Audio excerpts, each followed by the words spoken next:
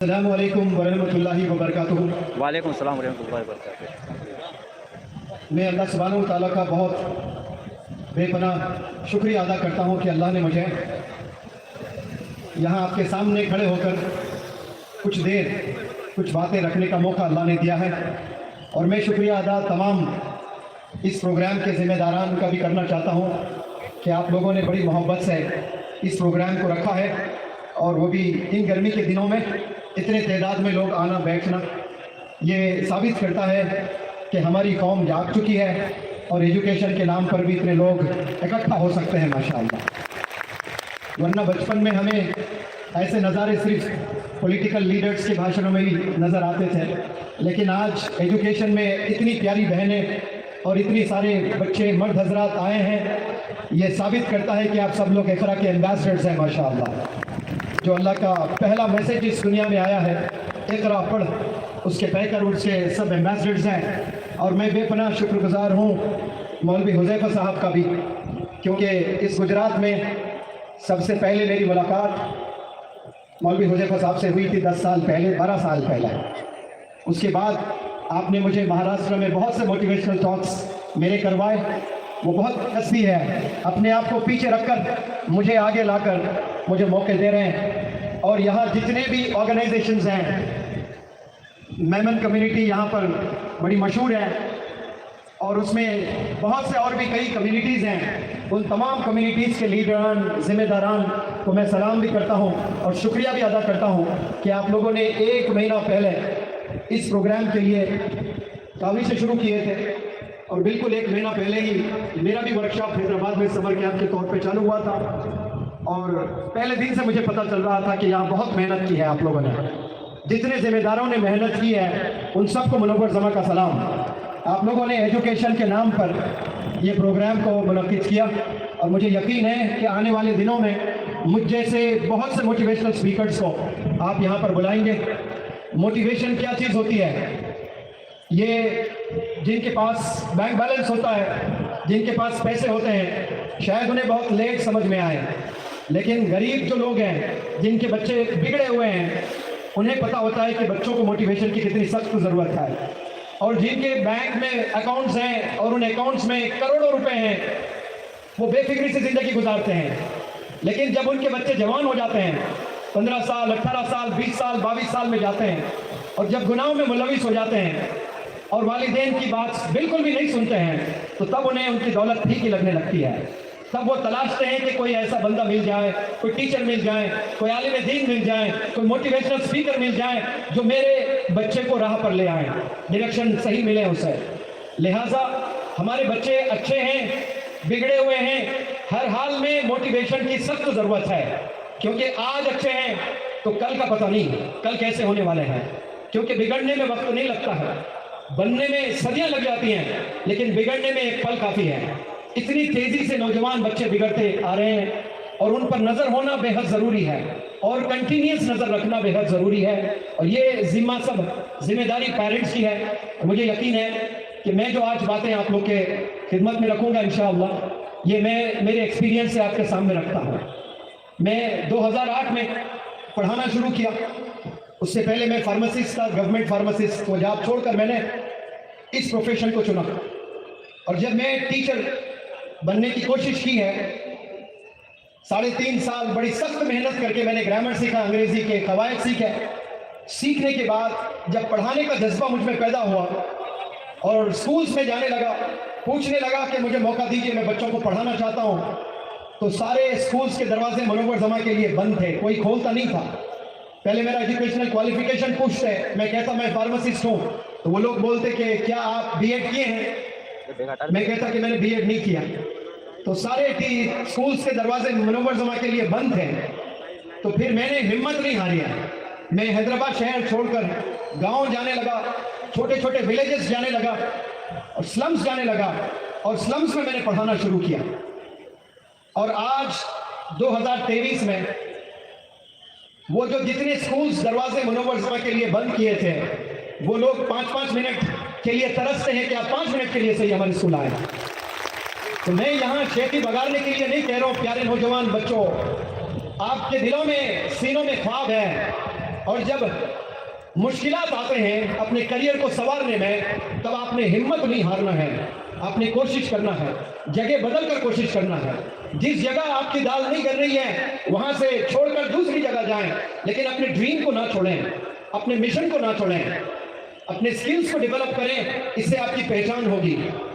अभी इंस्पेक्टर साहब अतुल सुनारा साहब ने मुझे चैलेंज दिया है और आप लोग को भी चैलेंज, और वो जो बच्चे मुलविस है ड्रग्स में, उनको तो अल्लाह की और भगवान की कसम खाकर वार्निंग भी दी है कि मैं बख्शूंगा नहीं, मैं छोड़ूंगा नहीं। ये कितना दर्द लेकर आपने कहा होगा।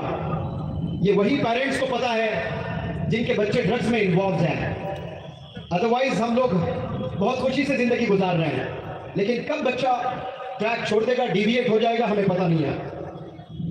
तो पहले मैं मेरे अब्बा हुजूर की एक छोटी सी टीचिंग मैं आपके इल्म में ले आना चाहता हूँ। फिर जिस मकसद से मुझे यहाँ पर बुलाया गया उस पर मैं बात रखता हूँ इंशाअल्लाह। यूजुअली 10वीं जमात के बाद, 12वीं जमात के बाद स्कूल से कॉलेज में एडमिशन होता ना नौजवान बच्चों का, बच्चियों का, वहां 90% बिगड़ जाते हैं, क्रीम सिर्फ 10% रह जाता है। स्कूल की जिंदगी बिल्कुल अलग। स्कूल में डिसिप्लिन होता है, स्कूल में टीचर से खौफ होता है, डर होता है, लेकिन जैसे यूनिफॉर्म हट जाता है, कलर ड्रेस में आते हैं और कॉलेज में जाने लगते हैं नौजवान बच्चे, तो पहले तो ड्रेसिंग चेंज हो जाती है, साइकिल मिलता है, जैसे उनको बाइक्स मिलते हैं। अब वहाँ कितने गुनाहों में वो लोग मुलविस होते हैं। हम लोग जब कॉलेज में थे तो 12th के बाद ग्रेजुएशन में जो बच्चे होते हैं ना, वहाँ से बिगड़ना चालू होता है। लेकिन मैंने 3 लाख बच्चों को पढ़ाया है, 22 स्टेट्स में मैंने वर्कशॉप्स किए हैं, पूरे हिंदुस्तान के 22 स्टेट्स में। और एक दिन जैसे आज सूरत आया ना, ऐसा लेक्चर की बात नहीं कर रहा हूँ मैं, 40-40 दिन जाकर आसाम में, जोधपुर में, यानी राजस्थान में, उत्तर प्रदेश में, मध्य प्रदेश में, हरियाणा में, कर्नाटका में, 22 ऐसे स्टेट्स में जाकर मैंने वर्कशॉप्स किए हैं। मैं पूरे दावे से कह सकता हूं कि जो बच्चे 20 साल में बिगड़ते थे, इस जमाने में वो 10 साल में बिगड़ रहे हैं। जो गुनाह 20 साल में किया करते थे आज से 20 साल पहले, उससे ज्यादा गुनाह 10 साल के बच्चे करने लगे हैं। आप इमेजिन करें, वो जब 20 साल तक पहुंचेंगे वो टोटली कोलैप्स रहेंगे, टोटली बिगड़ जाएंगे।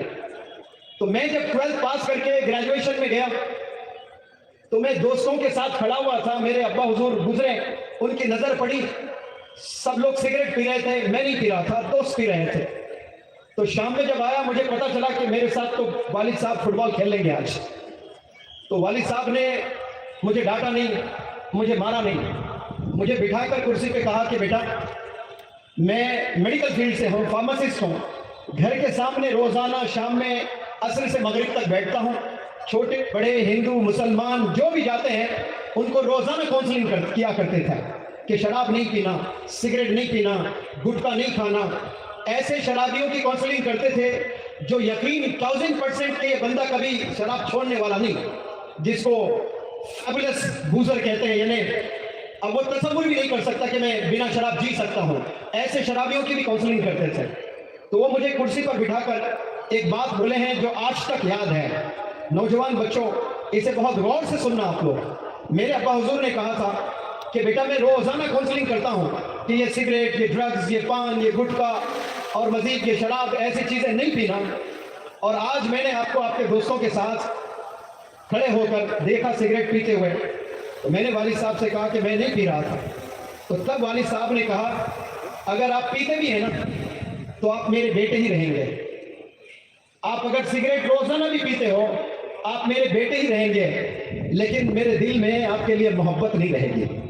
वो बोलना क्या बोलना था, मैंने कभी सोचा भी नहीं। शायद मेरे मुकद्दर में होता सिगरेट पीने का, तब भी मैं सिगरेट को कभी हाथ नहीं लगाता, क्योंकि वो ऐसी मोटिवेशनल लाइन थी जो मेरे दिल में पेनिट्रेट होकर हमेशा के लिए बस गई है। मैंने सोचा कि वालिद अगर मेरे नहीं है तो फिर इस दुनिया में मेरा जीने का क्या मतलब है। मेरा वालिद मुझसे मोहब्बत नहीं करता।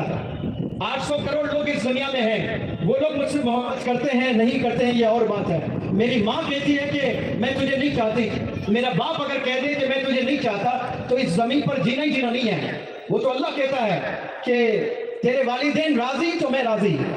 इसका मतलब साफ कि वालिदैन अगर नाराज हैं तो अल्लाह भी नाराज है। तो कितने नौजवान बच्चे आज वालिदैन को नाराज कर रहे हैं। अब वो नाराज करते हुए आप इबादत भी करते हो, आप नमाजें भी पढ़ते हो, आप इंजीनियर भी बन जाते हो, आप डॉक्टर भी बन जाते हो, अल्लाह के नज़दीक काबिल कबूल अमल नहीं है। इसीलिए हमने वालिदैन को समझना है। और मैं जो वर्कशॉप्स कंडक्ट करता हूं, मेरा फोकस कैरेक्टर पर होता है। और कैरेक्टर पर बहुत से लोगों ने बहुत ज़बरदस्त मोटिवेशनल कोट्स और टॉक्स दिए हैं। 800 करोड़ इस दुनिया में लोग हैं और अल्लाह ने कमोपेश 18,000 मखलूक बनाए हैं। उसमें कुत्ता एक है, तो कुत्ते में फिर किस्म कई है, हजारों किस्म के कुत्ते हैं। तो वो 18,000 मखलूक में मैं वो 1000 किस्म कुत्तों की बात नहीं कर रहा हूं। उसमें कुत्ते की अगर बात आती है तो कुत्ता एक ही किस्म है। ऐसे अल्लाह 18,000 मखलूक बनाए हैं और इन तमाम 18,000 मखलूक में पैसा बनाना यह सिर्फ इंसानी सीखा है। ये जानवर पैसा नहीं बनाते हैं, घर नहीं बनाते हैं, छोटे छोटे बना लेते हैं, अलग बात है। ये बैंक अकाउंट बनाना, ये आधार कार्ड बनाना, ये गाड़ियों पे फिरना करना, ये सिर्फ और सिर्फ इंसान करता है। और दौलत से बेपनाह मोहब्बत करते हैं majority of the people across the world. दौलत से कोई कहे कि मैं दौलत से मोहब्बत नहीं करता हूं, ऐसे बहुत कम लोग हैं। अगर किसी के पास 10,000 करोड़ है और उसे बीमारी आ जाए और दुनिया के तमाम हॉस्पिटल्स में जाकर वो इलाज कराए और इलाज हो नहीं रहा है और डॉक्टर्स कह रहे हैं कि कभी भी मर सकता है, तो कभी भी मर सकता है, और अचानक एक आदमी आकर कहे कि मेरे पास आपका इलाज है लेकिन बड़ा महंगा इलाज है, आपको 10,000 करोड़ देना पड़ेगा। तो अपनी जान बचाने के लिए वो जिससे पागलपन था उसको पैसे बनाने का जुनून था, उसने अपने वालिदैन को तर्क कर दिया, दोस्तों को दूर कर दिया, नशा था उसको पैसे बनाने का, वो सारा पैसा ले आकर फेंक देगा उसके हाथ में, मेरी जान बचा ले तू। अब यहाँ पैसे अजीज नहीं है उसको, उसकी जान अजीज है। यानी हेल्थ कितनी बड़ी चीज होती है जो अल्लाह ने हमें दी है, हमें पता ही नहीं कि अल्लाह ने क्या तोहफे से हमें नवाजा है। जो 10,000 करोड़ भी लुटाने के लिए तैयार बंदा है और आज हम लोग सेहतमंद है और हम नाशुक्रगुजार है अल्लाह का। इसीलिए किसी ने कहा कि if wealth is lost something is lost. अगर आपकी दौलत जितनी भी बना लिया आपने, 10,000 करोड़ भी बना लिया आपने, इफ वेल्थ इज लॉस्ट, उसने कहा नथिंग इज लॉस्ट, आपने कुछ नहीं खोया है। मानो कि आप 10,000 करोड़ के मालिक हैं और अचानक 10,000 करोड़ की चोरी हो गई है, बहुत मेहनतों से आपने बनाई है, पल भर में आपकी सारी दौलत चली गई है। और कहने वाला कहता है if wealth is lost nothing is lost, और फिर कह रहा है if health is lost something is lost, यानी आपने कुछ खोया है। फिर तीसरी लाइन और फरमाए if character is lost everything is lost. अगर आपका कैरेक्टर नहीं है ना तो फिर आपने सब कुछ खो दिया इस दुनिया में। कैरेक्टर सबसे बड़ी चीज है जो स्कूल्स में, कॉलेजेस में, यूनिवर्सिटीज में कैरेक्टर का कोई सब्जेक्ट ही नहीं है। मैथ्स पढ़ाया जा रहा है, साइंस पढ़ाया जा रहा है, सोशल पढ़ाया जा रहा है, इकोनॉमिक्स पढ़ाया जा रहा है, अकाउंट्स पढ़ाया जा रहा है, कॉमर्स पढ़ाया जा रहा है, लैंग्वेजेस पढ़ाए जा रहे हैं, लेकिन कैरेक्टर नाम का कोई सब्जेक्ट नहीं है इस दुनिया में। इसीलिए गुनाह बढ़ते जा रहे हैं और वालिदैन परेशान होते जा रहे हैं। और एक मजे की बात मैं आपके इल्म में ले आना चाहता हूं, बड़े गौर से सुनना आप लोग। जब अल्लाह ने इंसानों को जन्नत में जाने के एक फार्मूला बनाया है और वो फार्मूले पे जो भी चलेगा वो जन्नत